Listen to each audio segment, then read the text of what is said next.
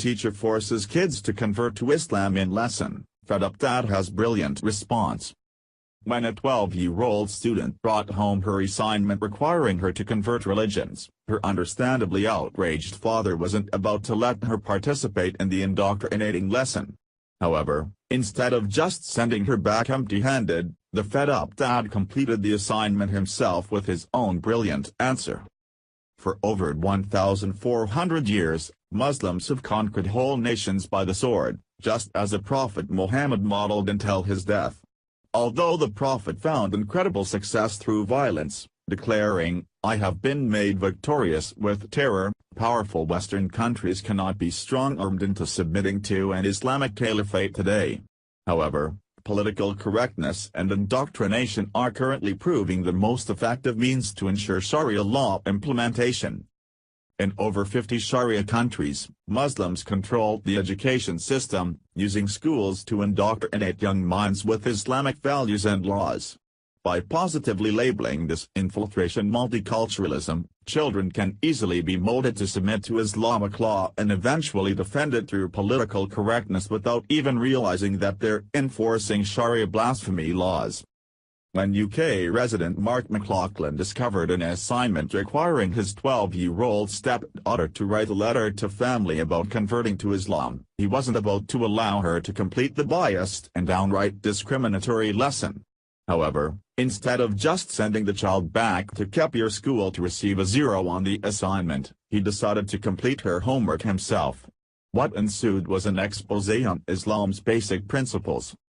Dear Mom and Dad, I've been told to write you a letter by my teacher saying I've converted to Islam.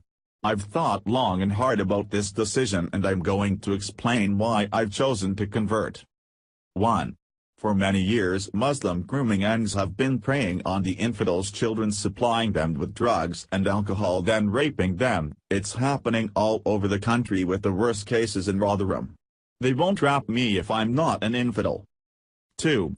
I'll be able to marry an old man with lots of money who will control me because Islam allows that. 3. I'll get preferential treatment because I can call everyone Islamophobic if they don't like what I say or do. 4. I'll be able to wear a hijab in the bank and petrol stations when normal people can't even wear a helmet. 5. I could go on and on, but to be honest, it's just for my safety, as I'm really scared the way this country's going. I don't want my head chopped off just because I'm a Christian like they do in the Islamic countries. Please pray for me, as I'm really scared how Islam is spreading across the globe. Peace. It's all your fault really, because you've not cared enough to stop this madness. Unsatisfied with his initial reply, McLaughlin penned an even longer and bolder letter on Facebook, citing many verses from the Quran, which commands Muslims to kill the unbelievers wherever you find them. I just don't see why they should ask a child to write a letter addressed to their family about converting to another religion. I really just don't see what the letter will gain, he said. If they want children to learn about Islam, then go teach them all about it and its history. What I don't want is a school asking my stepdaughter to look into reasons for converting to another religion. Like every parent, it is our decision on how we raise them, and once they are old enough to make decision, then it is their choice.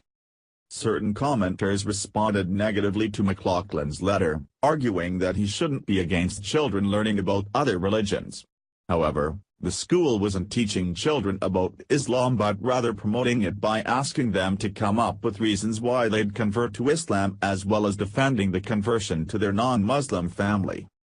Other individuals alleged that McLaughlin is being intolerant and that Islam is no more violent than any other religion. Of course, they failed to understand that while the Bible and Torah, for example, documented conflicts but do not command violence and, in fact, instruct against it, the Quran not only demands violence from its followers but praises a prophet who slaughtered, enslaved, raped, and conquered peaceful tribes. It is by Muhammad's example and no one else's that Islam is to be practiced.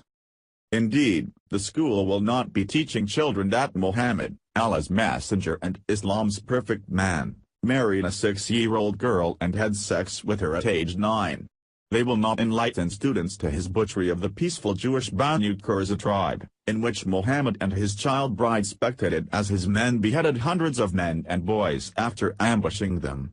Certainly, they won't educate young minds that Muhammad owned dozens of African slaves and Jewish sex slaves, which he bought, sold, traded, and captured while quoting the Quran as justification. They won't even mention that Muslims have killed over 270 million non-Muslims since their prophet raised his own sword to behead those who refused to convert. McLaughlin is rightfully outraged by the deceptive assignment that his impressionable child was given, as it seeks to promote Islam to children. How can any religion claim to be peaceful when their own prophet modeled it much differently?